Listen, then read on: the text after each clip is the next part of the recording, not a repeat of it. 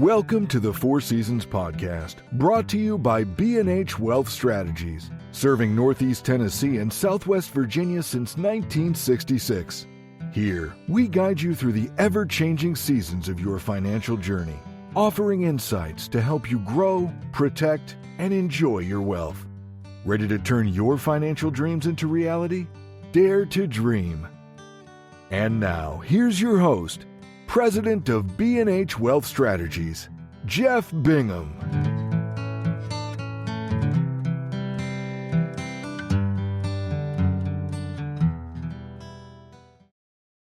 Your legacy matters, and Jeff Bingham explains how B&H Wealth Strategies can help you safeguard your estate and create a meaningful plan to provide for future generations. Welcome back, everyone. Skip Monty here, co-host / producer, back in the studio with President of B&H, Jeff Bingham. Jeff, how's it going? Going great, Skip. How are you? I'm doing just fine. I'm really excited to get going here today. So why don't we start off with Jeff? Does B&H offer estate planning advice or legacy planning services? We do. And one of the things that we say about B&H Wealth Strategies is that family is our business. And that's what estate and legacy planning is family, and can be charities and various things. And when you've been doing this as long as the firm, like I said, the firm was founded in 66, as the intro says, so almost 59 years coming up. On April 1st, we've got families that have been around with us since then. You've got your legacy plan things going on. It's where we cut our teeth. My dad, the co-founder, again, founded this. I came on board in 1989 and began to work with my dad.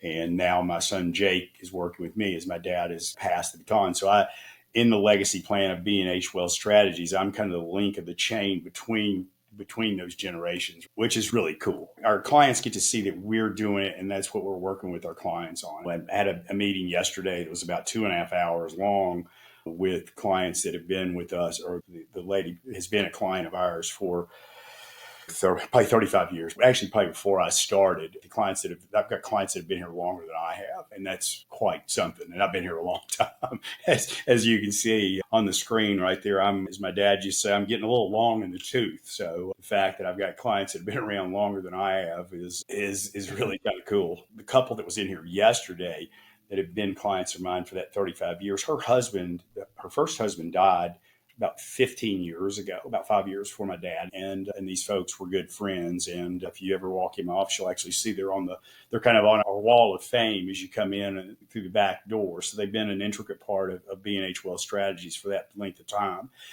But as he passed away, she's now remarried and just got remarried at 81 years old, which is quite a unique thing. But it also creates a lot of unique challenges.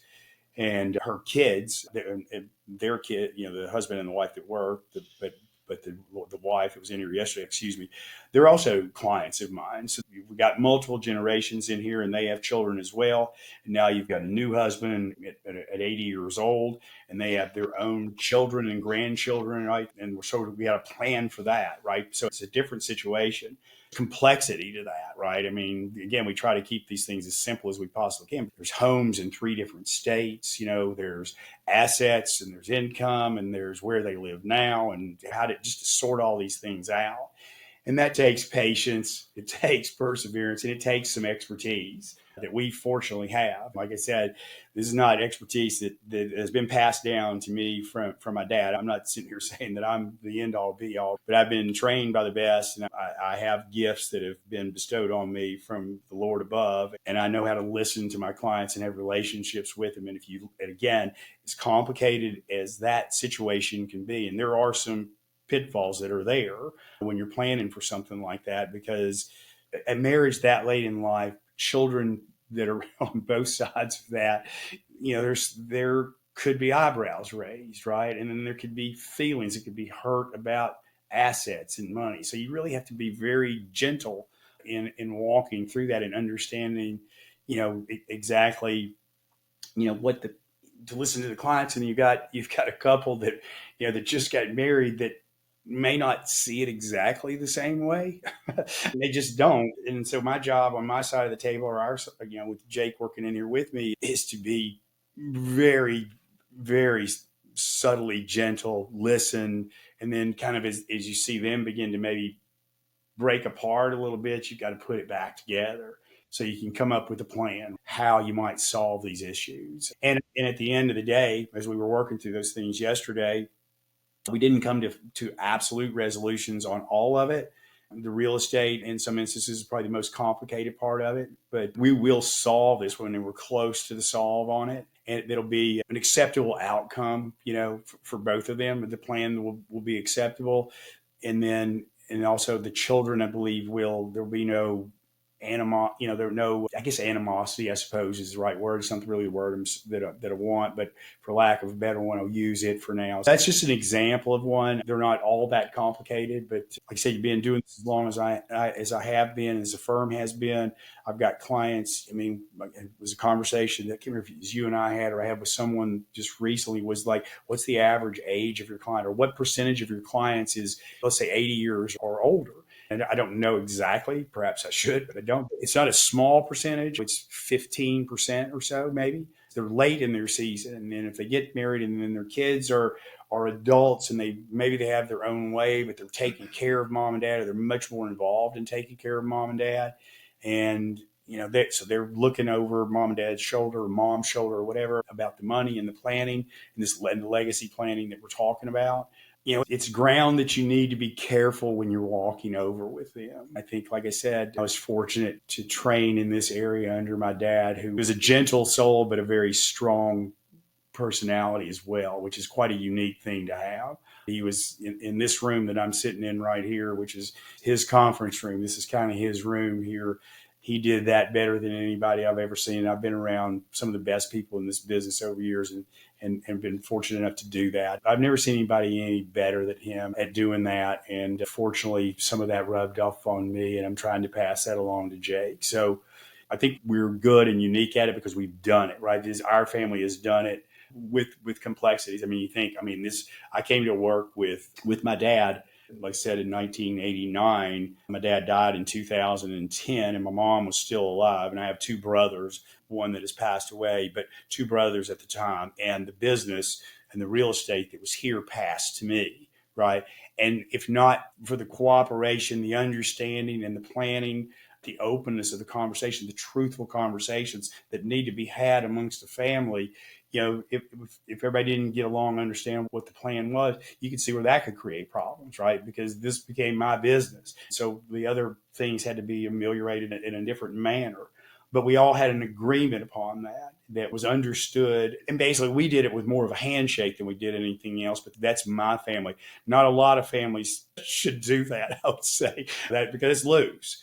But you got to have that trust. And they trusted my dad, and they trusted me, and I trusted my brothers and my mother, and it worked. So it's navigating those waters, right? Those can be pretty turbulent waters to navigate for any plan that's out there.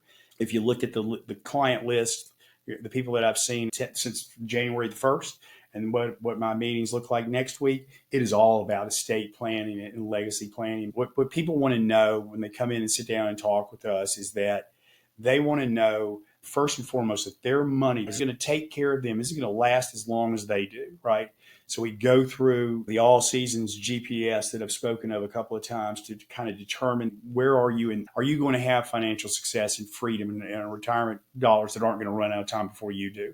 Trying to take into account all the inflation, the spending, the blind spots of long-term care, all the things that can come in there. Try to think of all the things that you might not be thinking of. Try to identify the blind spots and what the expense of what those blind spots might be, but also make sure that they're having their dreams and their goals met of enjoying a fun retirement, going on vacation and doing things. So, but if the money is there to take care of that, and you can get comfortable around that, then the next step is, here's how much money is going to be left over if you die, here, the husband dies here, and so on and so forth. You go through that.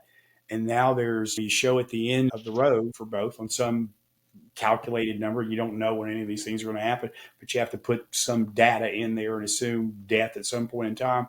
How much money is going to be left? What do you want to have happen with that money, right? Who do you want it to go to? How do you want it to go to?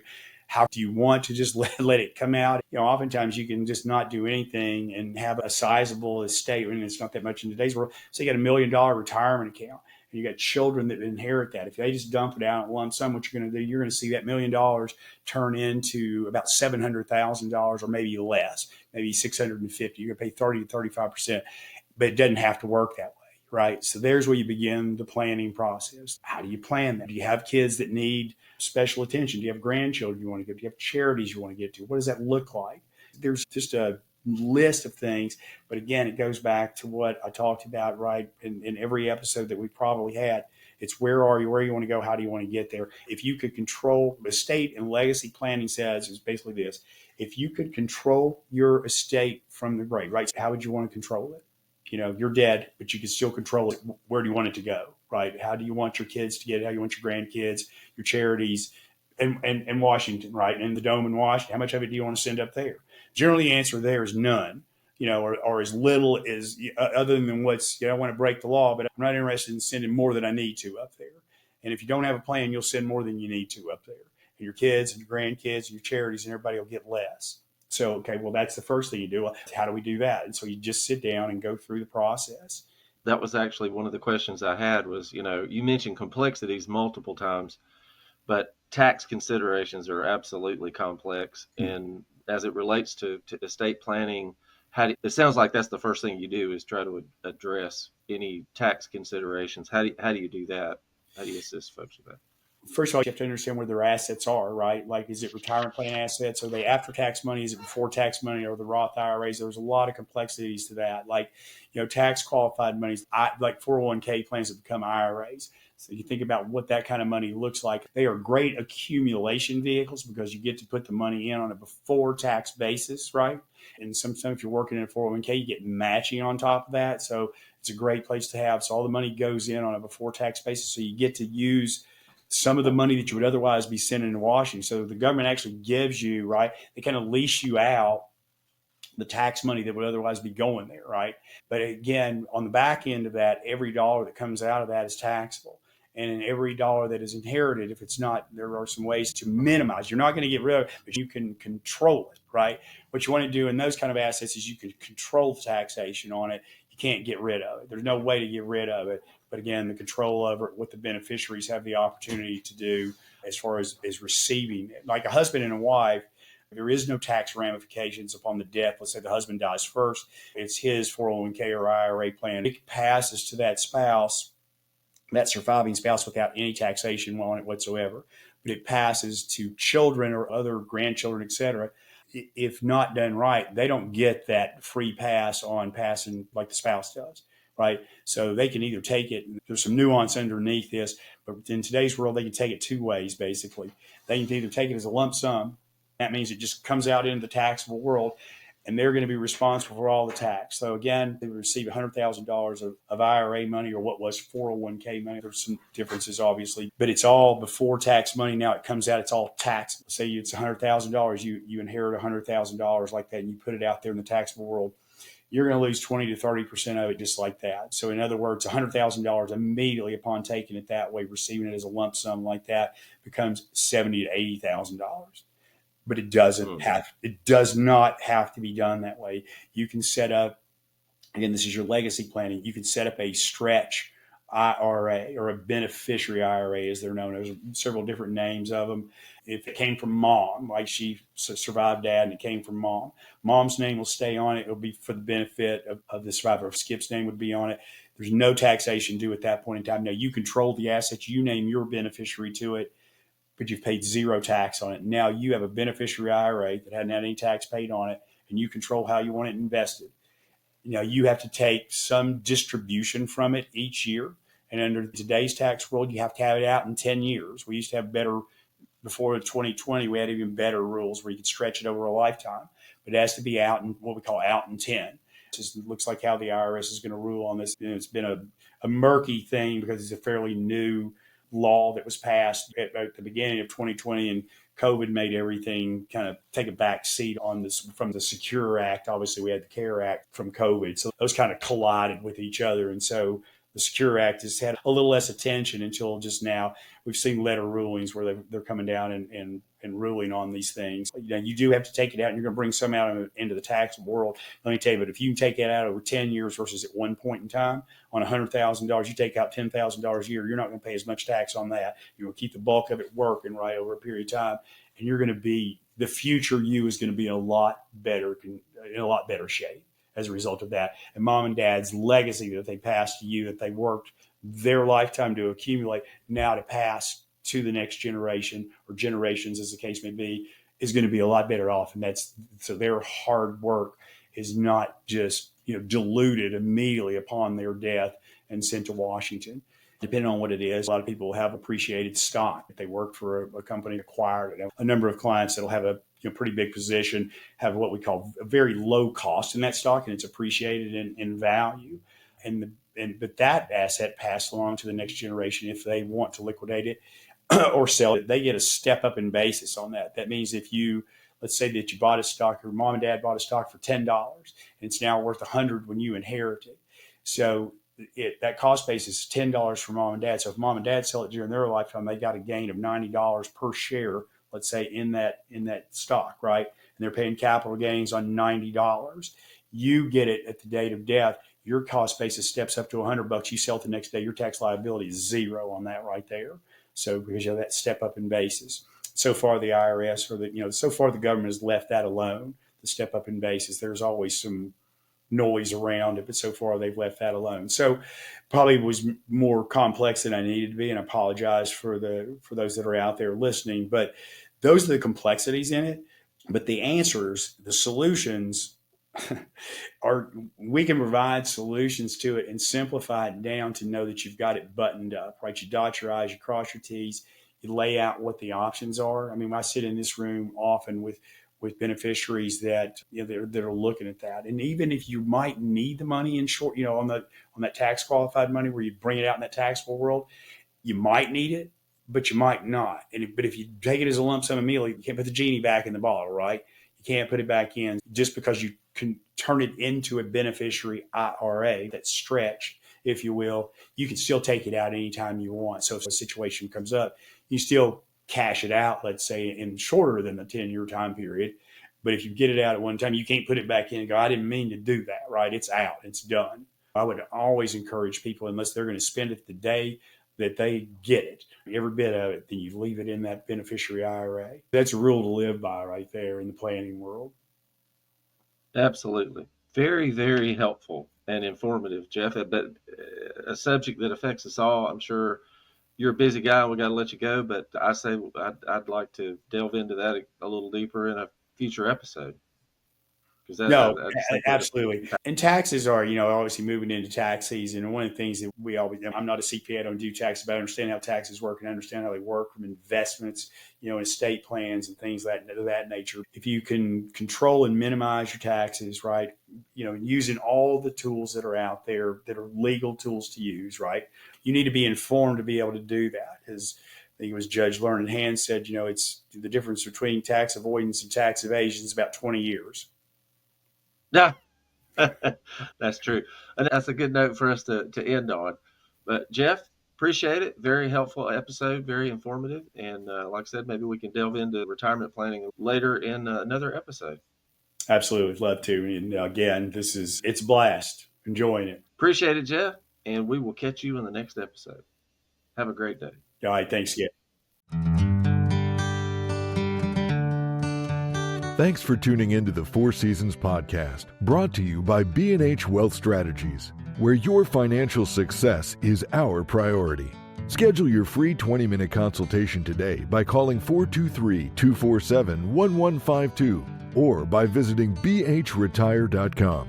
Take the first step toward making your financial dreams come true. Until next time, remember, every season is the right season to plan for your future. Securities and registered investment advisory services offered through Silver Oak Securities, Inc., member FINRA SIPC. B&H Wealth Strategies and Silver Oak Securities, Inc. are not affiliated.